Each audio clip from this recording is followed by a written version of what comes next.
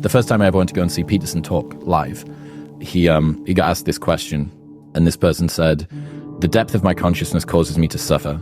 Is it a blessing or a curse to feel everything so very deeply?" And I was like, give that person a podcast. Like, whoever asked that question. It's a phenomenal question, right?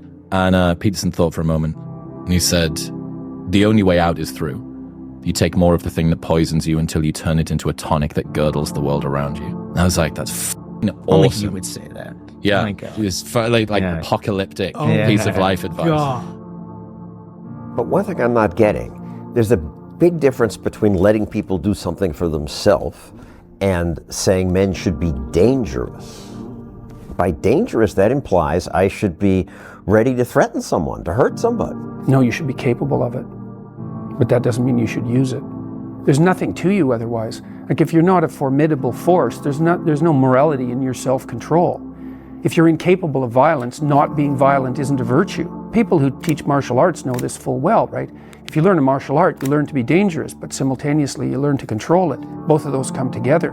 And the combination of that capacity for danger and the capacity for control is what brings about the virtue. Otherwise, you confuse weakness with moral virtue. I'm harmless, therefore I'm good. It's like, no, that isn't how it works. That isn't how it works at all. If you're harmless, you're just weak. And if you're weak, you're not going to be good. You can't be, because it takes strength to be good. It's very difficult to be good. A harmless man is not a good man. A good man is a very, very dangerous man who has that under voluntary control. And you also see that, like one of the central female stories, let's say, if the hero archetype is the central male story, there are variants of hero archetypes that are relevant to women, and one of them is Beauty and the Beast. And Beauty isn't interested in the guy who isn't the beast. She's interested in the guy who's the beast, and that's exactly right, but she's interested in the guy who's the beast that can be civilized and disciplined, right, and who can use that in the service, well, let's say, of a family. And that's exactly how it should be. Well, I also think that that's part of what makes a world peaceful in the final analysis, because if you're around people who are dangerous but disciplined, then everyone watches their step. And that's exactly what should happen. Everybody should watch their step. And if there's no reason for that, then, well, there's no sanction for poor behavior, for example. You write in the book, there is no faith and no courage and no sacrifice in doing what is expedient. What do you say to those viewers that don't pursue their dreams and are locked in their careers because they are too afraid to take risks and pursue something meaningful? Well, the first thing I would say is, well, you should be afraid of taking risks and pursuing something meaningful. But you should be more afraid of staying where you are if it's making you miserable. It's like the first thing you want to do is dispense with the idea that you get to have any permanent security outside of your ability to contend and adapt. It's the same issue with children. It's like, you're paying a price by sitting there being miserable. And you might say, well, the devil I know is better than the one I don't. It's like, don't be so sure of that. The clock is ticking. Yeah, and if you're miserable in your job now and you change nothing, in 5 years you'll be much more miserable and you'll be a lot older. It's painful to understand how much of what you're doing isn't productive. So I'll give you an example. So how much time do you waste? So then I get the class to vote. How many of you waste 10 hours a day? It's like 10% of the kids will put up their hands. And it's interesting because I don't define what constitutes waste. I just ask the question. So they're diagnosing themselves, right? I'm not saying you're wasting 10 hours a day. I'm just asking. It's like, given your own attitude, how much time are you wasting? 10 hours a day. It's like 10% of the people put up their hands. Well, when you get to like 6 hours a day, 80% of the people put up their hands. It's like, okay, 6 hours a day. It's 42 hours a week. So let's call that a work week, 40 hours a week. Let's say, what's your time worth? You're a university student. Well, it's certainly worth minimum wage, because obviously, but it's worth way more than that, because if you spend a productive hour when you're 20, then you gain the benefits of that hour for the rest of your life. So there's the compounding effect of time spent when you're young. So I say, well, let's assume your time's worth $50 an hour, which I think is an underestimate, but whatever, let's call it 50. We can call it 25, but we'll call it 50. If that's $2,000 a week you're wasting. It's $100,000 a year. It's like, how much better would your life be if you weren't wasting $100,000 a year? It's like, what is that over 40 years? $4 million. It's like, you're rich. You don't even know it. Quit wasting time by your own definition. It's like people shake their heads like, oh, I never thought about it that way. It's like, yeah, think about it that way. Don't waste your damn life.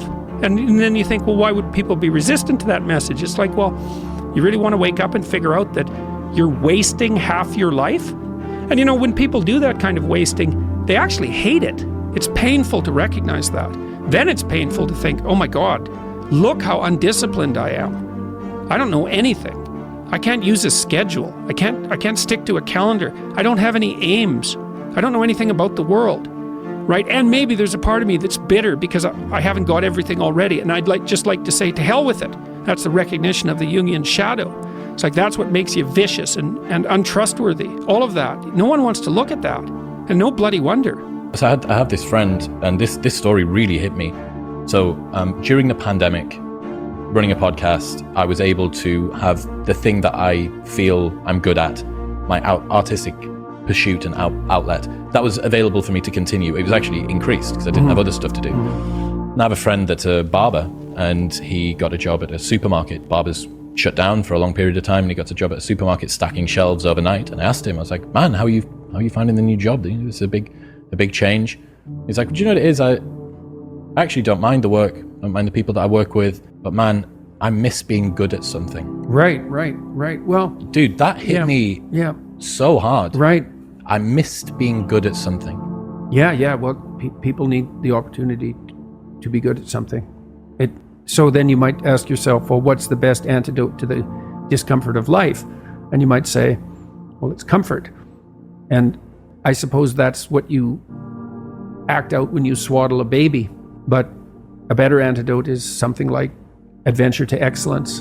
And that's far better antidote to suffering than the mere absence of suffering. So not to say that the mere absence of suffering, that's not nothing. Dostoevsky said that every man was responsible for everything he did and for everything that everyone else does, which is kind of an insane statement, but also somewhat it's true in a certain sense. You do have an indefinite responsibility, and you do have an indefinite capacity to bear that responsibility, but that doesn't mean it can't be crushing. And then I would say the antidote to that is that you're not in this alone. As your responsibilities mount and your opportunities increase, you have to delegate. It's important that you do everything you can, but there's enough for everyone to do. And so you might say, well, the heroic path is one that leads to universal redemption, and that's true. And you might say, well, that's all on you. It's like, it is in a sense, but then the problem that you just described comes up. Shouldering too much burden. Well, it can crush you. It can be unsustainable, right? You can torture yourself for not doing it well enough. And it is up to you, but it's not up to you alone. It's not up to you alone. The fundamental issue is that life is tragic and difficult, very tragic and difficult for everyone.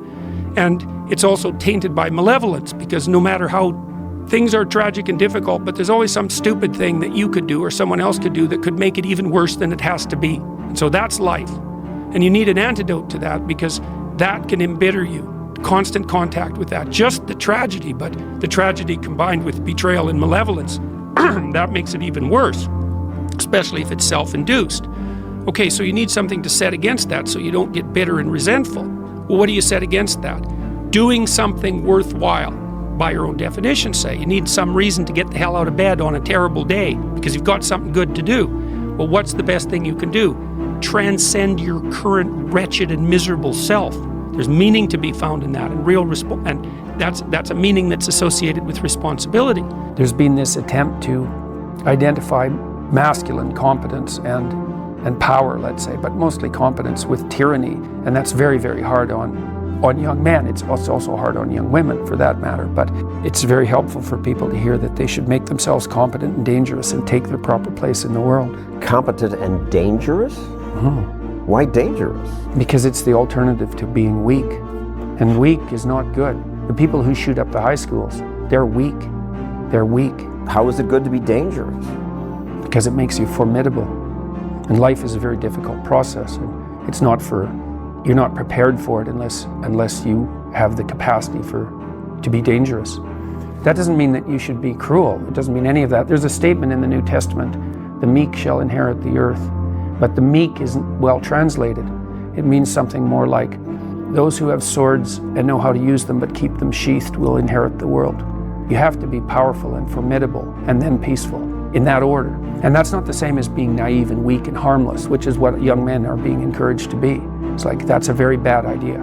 It's a very bad idea, because naive, weak, and harmless means that you can't withstand the tragedies of life. You can't bear any responsibility. You'll end up bitter.